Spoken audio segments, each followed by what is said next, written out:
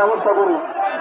আর যদি না করেন তাহলে আপনারা বুঝতে পারবেন যে আজকের এই ছোড়া এই মৃত্যু বিচার মিছিল, ভারতের মৃত্যু দাবিতে এই মিছিল অবস্থিতির মার্কার খালি এলাকার পুলিশ মন্ত্রী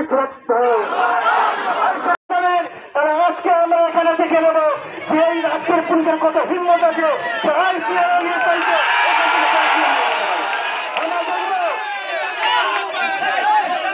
আমরা কথা বলবো এসপির সঙ্গে।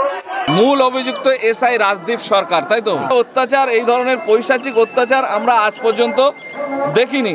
নিশ্চয়ই তার পরিবারও আইএসএফ এর সমর্থক। অন্য কোনো কারণ তো গ্রামের মানুষও বলতে পারছে না, তার বাবা মাও বলতে পারছে না, কেউ বলতে পারছে না অন্য কোনো কারণ আছে কিনা। রাজনৈতিক চক্রান্ত আছে বলেই তো আমরা প্রথম কাল থেকেই বলছি রাজনৈতিকভাবে কারা যুক্ত আছে পুলিশ সেটা তদন্ত করবে। আমরা তো শাসক দলের নেতাদের কথা বলছি, তৃণমূলের কথা বলছি, যারা এর সঙ্গে যুক্ত হয়ে এই কাজ করেছে। রাখছি আইনের উপরে, বিচার ব্যবস্থার উপরে।